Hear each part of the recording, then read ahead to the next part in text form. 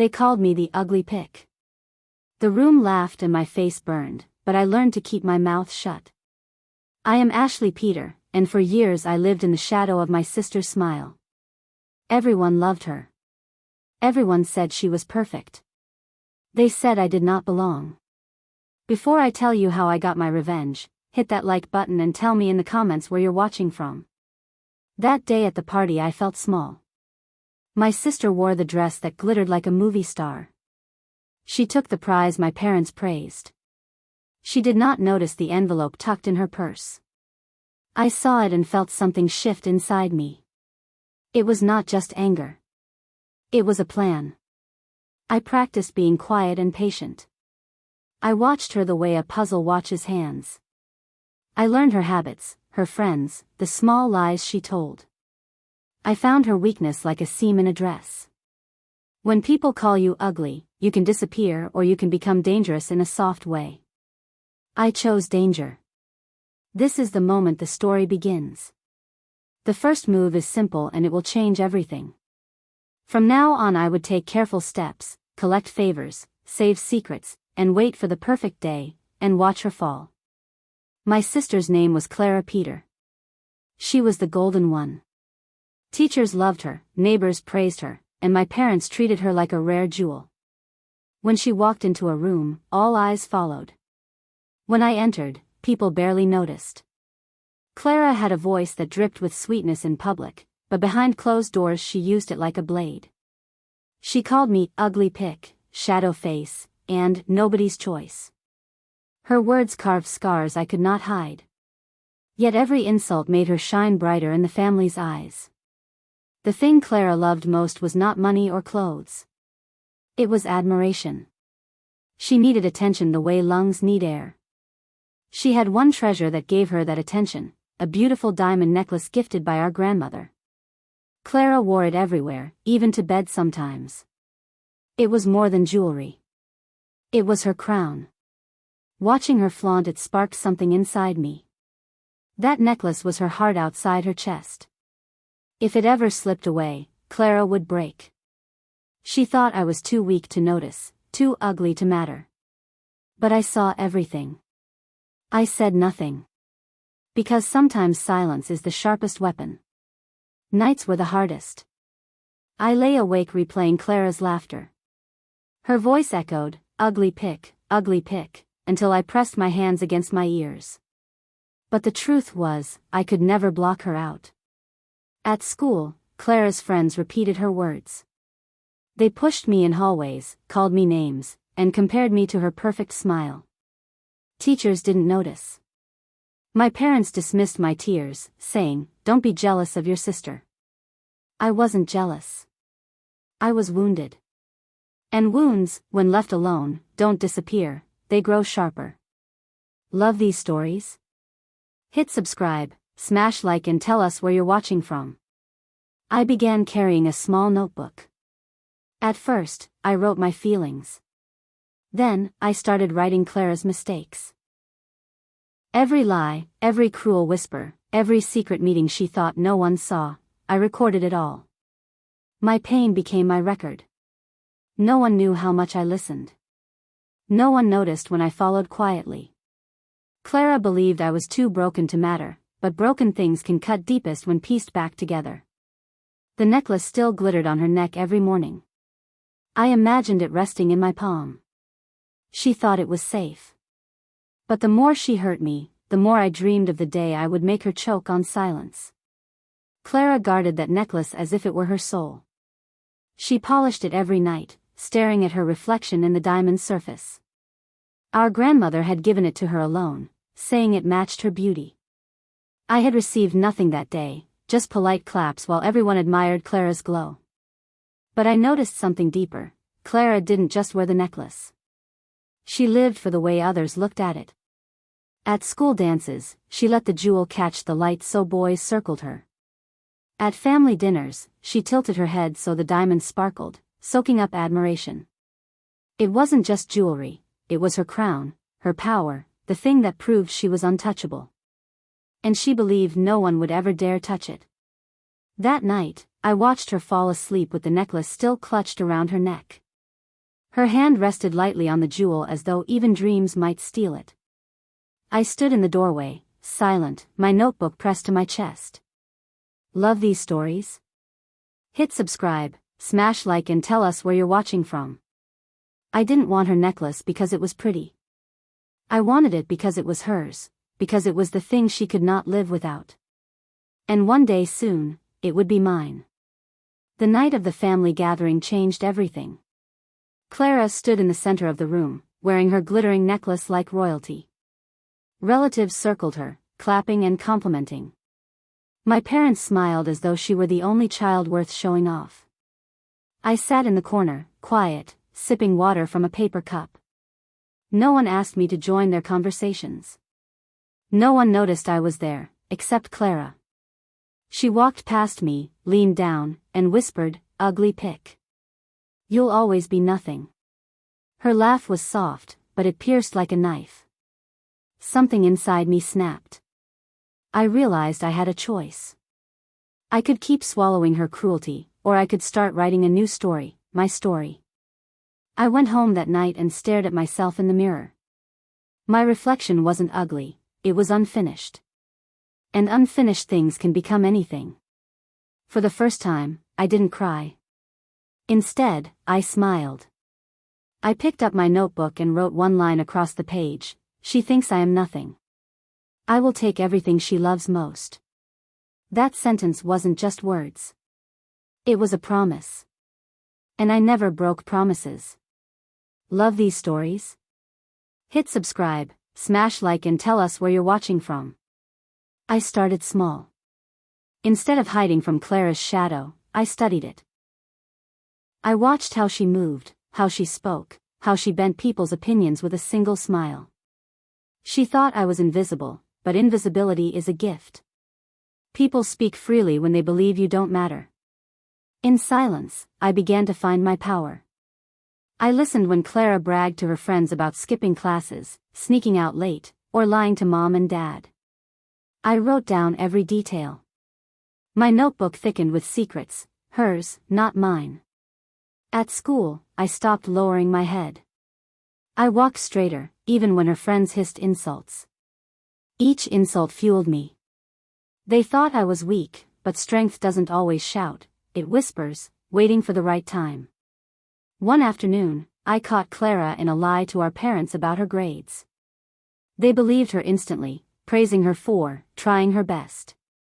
I didn't expose her. Not yet. I simply smiled and added it to my list. Each day, I grew quieter on the outside but louder inside. I was no longer just Ashley, the ugly pick. I was becoming someone else, someone dangerous. And Clara had no idea. The plan didn't come all at once. It grew piece by piece, like a puzzle forming in the dark. Clara gave me all the pieces without even knowing. Every time she mocked me, every secret she spilled to her friends, every careless mistake, I collected it all. I knew one thing for certain: the necklace was the key. Take it away, and Clara's power would collapse. But simply stealing it wasn't enough. I wanted her to feel the loss, to know it was me who turned her crown into dust. So I studied opportunities. Clara never let the necklace out of her sight, but she was careless with the people around her. She bragged too loudly, trusted too easily, and assumed everyone adored her. That arrogance was the crack I needed. At night, I wrote steps in my notebook. Step 1, gain patience. Step 2, get close without being seen. Step 3, strike when she least expects it. The more I wrote, the calmer I felt. Revenge wasn't anger anymore, it was focus. For the first time in my life, I wasn't just surviving Clara's cruelty. I was preparing to end it. And once the plan began, nothing could stop it. Revenge is never a one-person game. I knew I couldn't take Clara down alone, not without someone to help me move in silence. That's when I turned to Mia, a quiet girl at school who always sat in the back like me. She had been one of Clara's victims too, mocked for her clothes, her hair, her accent. Clara never remembered her name, but I did. One afternoon, I shared my notebook with Mia. She read the pages, her eyes widening as she realized how many secrets I had collected. She didn't laugh. She didn't doubt me. She closed the book and whispered, "I'll help you." From then on, Mia became my shadow. She watched Clara when I couldn't. She overheard whispers in the bathroom, copied texts when Clara carelessly left her phone open, and passed me details no one else noticed. For the first time, I wasn't alone. Together, we were invisible. Clara never suspected that two nobodies could weave a net around her. Every empire falls, not because of enemies outside, but because of cracks inside. And with Mia by my side, I was ready to pull those cracks wide open. With Mia's help, my notebook grew heavier. Every page held Clara's lies, her cruelty, her secret flaws. We gathered them like hunters collecting trophies. At first, it was small things, texts where she mocked her so-called best friends, screenshots of her failing grades, and notes about her sneaking out at night. Then we struck gold. Mia overheard Clara bragging in the locker room about forging Mom's signature to skip detention. Another day, she snapped a photo of Clara shoving a younger girl into a locker. The evidence piled up like stones, each one heavy enough to crush Clara's golden image. But we didn't rush. I reminded Mia that timing mattered. We had to let Clara believe she was still untouchable. Let her shine a little longer, blind to the storm building beneath her. At home, I began hiding copies of proof in a box under my bed. Each secret felt like a weapon waiting for the right moment. I wasn't just dreaming of revenge anymore, I was building it. Clara still laughed at me, still called me ugly pick. She thought her crown was secure. But I knew better. Crowns are fragile when built on lies. And hers was ready to shatter. For years, I let Clara's words bury me. But with every secret I collected, I felt myself rising. My shoulders straightened. My voice grew steadier. Even the mirror stopped feeling like an enemy. I no longer saw the ugly pick. I saw a girl with power hidden under scars. Mia noticed the change first. "You don't walk the same anymore," she whispered one morning. And she was right. I was no longer shrinking from Clara's shadow, I was stepping out of it. Clara, of course, didn't notice. She was too busy being adored. At school, she flaunted her necklace during lunch, letting the diamond catch the sun so her friends gasped. She believed she was invincible. But I began testing my strength. When she mocked me in front of others, I didn't flinch. Instead, I met her eyes and smiled. That rattled her more than any insult could. For the first time, Clara hesitated, as if wondering what I knew. Confidence wasn't about being the prettiest or the most loved. It was about control. And slowly, I was taking control back from her. The game had begun, and Clara had no idea she was already losing. The first test was small, almost invisible. Clara left her purse on the couch one night while she rushed upstairs to take a call. Inside was her precious necklace case, tucked neatly beneath makeup kits. I didn't touch it. Instead, I moved the case slightly, just enough so she would notice. Minutes later, she returned, rummaged through her purse, and gasped. Her panic filled the room, but when she found the case again, relief washed over her. She didn't suspect me, why would she? In her mind, I wasn't clever enough to play games. That reaction told me everything. Clara wasn't just proud of the necklace, she was terrified of losing it. Fear was the crack in her golden armor. The second test came at school. I complimented her necklace in front of her friends. My voice was calm, steady. She froze for a second, eyes narrowing. Compliments from me were rare, and she didn't know if it was sincere or sharp. For the first time, I saw doubt flicker across her face. Each test showed me her weakness. Clara thought she was unshakable, but she was already trembling. And soon, those small tremors would turn into an earthquake. Clara's arrogance was her loudest weakness. She couldn't resist showing off, even when it put her at risk. One Friday night, she bragged at the dinner table about how a teacher begged her to join the debate team. I watched quietly, but Mia later told me the truth. Clara had been caught cheating on an essay, and the teacher threatened to report her. Another time, Clara posted pictures online of herself at a party she never attended. Our parents thought she was studying. I saved the photos before she deleted them the next morning.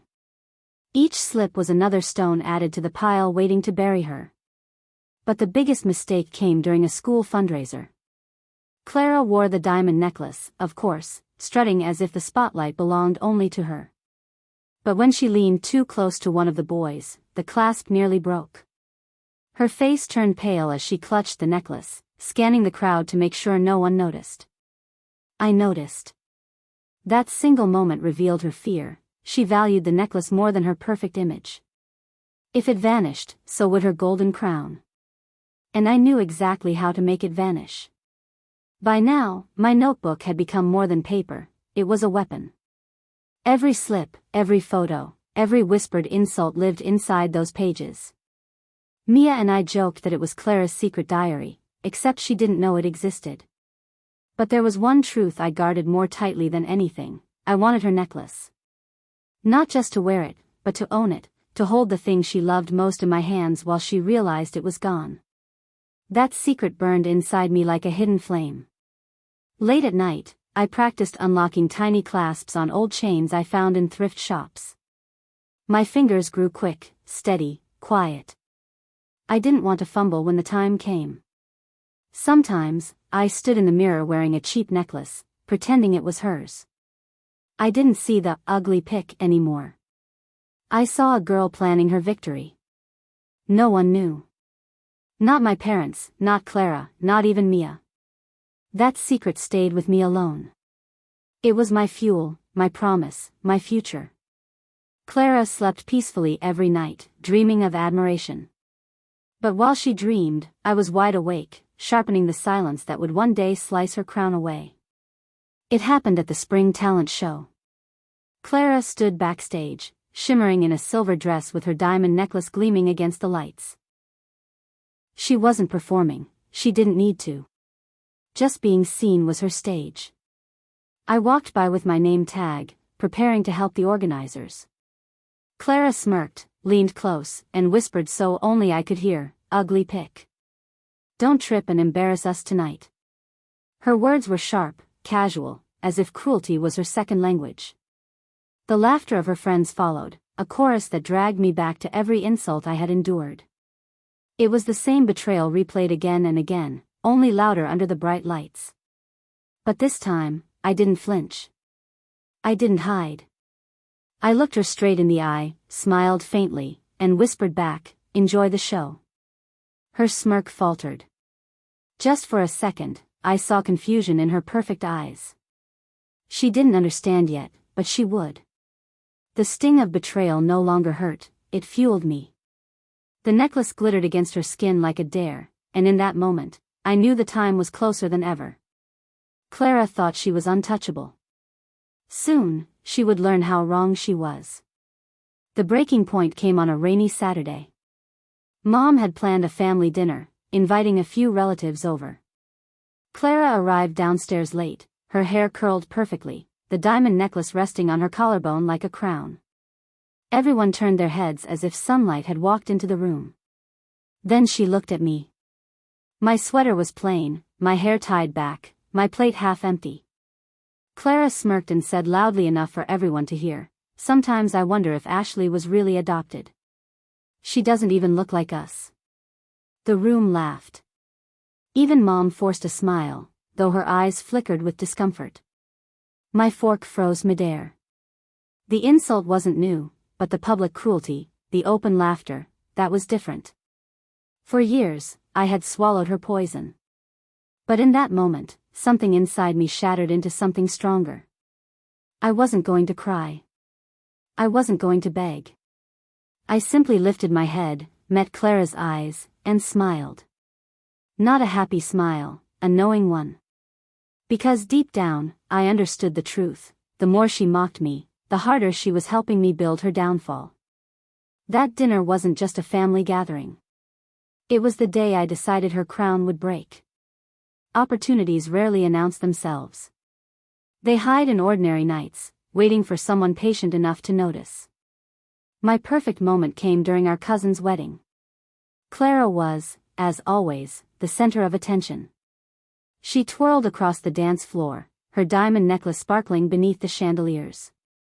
Guests whispered about her beauty, about how lucky she was. I stood in the corner, silent, watching every move. When the music slowed, Clara excused herself, heading toward the dressing room to fix her makeup. No one followed. No one cared where I went, so I slipped behind her unnoticed. Inside, she placed her purse on the counter, humming to herself. The necklace glimmered in the mirror's reflection as she adjusted it. For a second, she set the clasp loose to touch up her hair. My pulse hammered. This was it. The chance I had been waiting for, handed to me by her arrogance. I stepped closer, my hand steady, my breath quiet. She didn't see me, why would she? In her world, I didn't exist. But I existed now. And in that fleeting moment, I realized I was no longer the shadow. I was the storm waiting to strike. The room was filled with the faint sound of music from the ballroom, muffled by the heavy door. Clara hummed to herself as she leaned closer to the mirror, lipstick in hand. For once, her guard was down. I stood behind her, watching the clasp of her necklace hang loosely. My fingers didn't tremble. I had practiced for this moment too many times. Slowly, I reached forward, brushing the chain as if adjusting her dress. In one swift move, the clasp slid free, and the necklace slipped into my palm. Clara barely noticed. She was too busy perfecting her smile, lost in her reflection. I closed my hand around the diamond, tucking it safely into my pocket. She turned suddenly. For a heartbeat, I thought she had caught me. But Clara only glanced past me, rolling her eyes. Don't stand there like a creep, Ashley. Go make yourself useful. I nodded, lips pressed shut, and walked out. She hadn't realized what was gone. Not yet. The necklace was warm in my pocket, like a living heart. My heart. My victory. For the first time in my life, Clara was empty, and she didn't even know it. The wedding ended in glitter and noise, but Clara's screams cut through it all. I was in the hallway when it happened. She rushed out of the dressing room, hands clawing at her neck, her eyes wide with panic. My necklace, she cried, her voice cracking. It's gone. The crowd froze. Guests whispered, searching the floor. My parents hurried to her side, asking questions, offering comfort. Clara trembled like the world had ended. She wasn't worried about the wedding, the people, or even her pride. Her mind was fixed only on that diamond. I stood at the edge of the chaos, calm, almost invisible. No one looked at me. No one suspected me. I pressed my hand against my pocket, feeling the necklace resting safely inside. Relatives scattered to search. Someone suggested calling the police. Clara sank into a chair, tears streaking her perfect makeup. For the first time, her crown had slipped, and everyone could see it. I watched her crumble, savoring the moment. This wasn't just about a necklace, it was about power. And for the first time in my life, the power wasn't hers. It was mine. Clara's breakdown spread through the family like wildfire. Relatives whispered in corners, saying she was careless, irresponsible, even spoiled. For the first time, no one praised her. Instead, their eyes held disappointment. I sat quietly at the edge of the room, sipping water, pretending to be small. But inside, I was soaring. The insults that once crushed me no longer mattered. Clara had handed me the stage without realizing it. When she wailed, someone must have stolen it, a hush fell. Everyone exchanged uneasy looks. Some glanced at the waiters, others at strangers passing by. But no one looked at me. Why would they? I was invisible, the ugly pick. That night, Clara was no longer the golden sister. Her charm didn't save her. Her beauty didn't silence the whispers. She was just a girl who had lost the thing she loved most. And as she cried into her hands, I felt the years of humiliation dissolve. The power had shifted, and it was permanent. For the first time in my life, the mockery ended, not because they saw me differently, but because Clara had finally fallen. And I was the reason why. The next morning, I woke to a phone buzzing non-stop. Group chats lit up with Clara's humiliation. Screenshots of her meltdown at the party were everywhere. Cousins laughed, old friends gossiped, and even strangers commented, she had it coming. Clara always loved attention, but this wasn't the kind she wanted. She stayed locked in her room, curtains drawn, while I quietly made tea in the kitchen. Mom paced nervously, trying to shield Clara from the storm, but it was useless. Meanwhile, I slipped into the garden and let the sun warm my face. For once, the whispers weren't about me. No one mocked my looks, my clothes, or my silence. Instead, they asked, how could Clara lose something so important? It was strange, sweet, almost addictive. The balance had shifted overnight. That evening, Clara finally emerged, eyes red and swollen. She glared at me like I was her enemy, but she didn't dare speak. Maybe she suspected, maybe not. Either way, she was powerless now. I smiled faintly, the kind of smile that held secrets no one could touch. The girl she once called ugly was no longer in the shadows. Her reign was over, and mine had begun. Clara thought her secret was gone forever. She didn't know I had kept it safe, tucked inside an old wooden box beneath my bed. The necklace gleamed whenever I lifted the lid, its diamond catching the faintest light. I didn't want to sell it. Not yet. Its value wasn't in money, but in power. Every time I held it, I remembered her voice, ugly pick. And how powerless I once felt. Now the power belonged to me. That night, I overheard Clara begging our mother for help. Please, we need to clear my name, she said. Mom sighed heavily, her faith shaken. For once, she had no defense. Even she couldn't deny Clara's arrogance had led here. I slipped back into my room, clutching the necklace. My heart pounded, not from fear, but from possibility. I had proof of who Clara really was, careless, shallow, undeserving. And I knew when the right moment came, I would reveal it. Not to hurt her, but to end her control over me forever. She thought she had buried me in insults. But now, I held the one thing that could bury her reputation completely. And I was ready.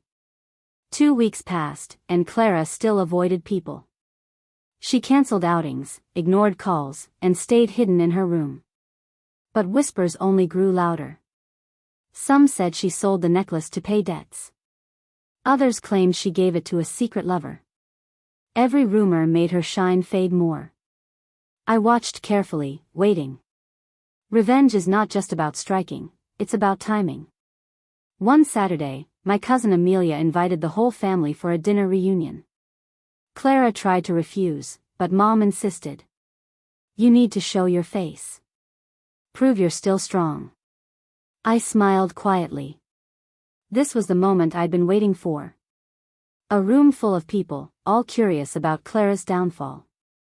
And me, silent, invisible Ashley, holding the one thing she thought was lost forever. That evening, I slipped the necklace into a velvet pouch and tucked it into my purse. My hands shook with anticipation. This wasn't just about showing what I had. It was about rewriting my place in this family. Clara always believed she controlled the stage. But tonight, the spotlight would shift. The storm she created was about to hit its peak, because I was ready to bring the truth crashing down. The reunion dinner buzzed with laughter and chatter, but tension pulsed beneath it. I sat at the far end of the table, quiet as always, while Clara forced smiles that didn't reach her eyes.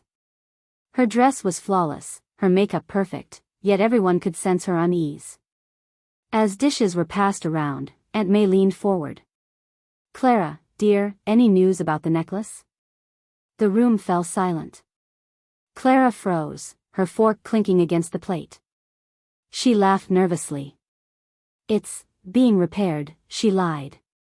Whispers rippled across the table. That was my cue. Slowly, I reached into my purse and felt the velvet pouch. My heart raced, but my face stayed calm. I wasn't just Ashley, the overlooked sister anymore. Tonight, I was the one holding all the cards. I glanced at Clara. Her confident mask was cracking. She avoided my gaze, fidgeting with her napkin. The room brimmed with curiosity. Everyone wanted answers. And I was ready to give them. Not with words, yet. But with undeniable proof. The ugly pic she mocked was about to flip the story in front of everyone. And once I placed the necklace on that table, nothing would ever be the same again. I stood slowly, every eye at the table turning toward me. My palms tingled as I placed the velvet pouch on the polished wood. The room hushed, forks suspended midair. What's that? Aunt May asked, her eyes narrowing. I met Clara's gaze. Her face drained of color, lips trembling. For once, she had no words. I untied the pouch and tipped it gently. The necklace slid out, its diamonds catching the light, scattering rainbows across the room. Gasps echoed around the table. Clara shot up, stammering, "That's mine." She stole it. But her voice cracked, too desperate, too weak. I didn't shout. I didn't argue. I simply said, calm and steady, "Funny. You said it was being repaired." The family murmured, turning toward Clara, eyes filled with suspicion and disappointment. Her lie had unraveled before them all. Clara collapsed back into her chair, shaking. Her golden image shattered in one instant. And me? I stood taller than I ever had. For the first time, I wasn't invisible. I was the sister who had endured, who had waited, and who now held the power Clara once used to crush me. The silence was my victory. The table buzzed with whispers, all directed at Clara. For years, they praised her beauty, her charm, her perfection. But tonight, they saw cracks, arrogance, lies, carelessness. Clara hid her face in her hands, trembling. "It's not fair," she muttered, but no one defended her. Even Mom sat still, lips pressed tight, shame in her eyes. I remained standing, the necklace resting before me. "This," I said softly, "was never about jewels. It was about truth." Clara called me ugly, worthless. But look who's really exposed. The words weren't shouted. They didn't need to be. The power lay in the quiet, in the undeniable proof glittering on the table. One by one, relatives nodded. Some even smiled at me, as if seeing me for the first time. Not as the ugly pic, but as someone strong, patient, and unbroken. I slid the necklace back into the pouch, then into my purse.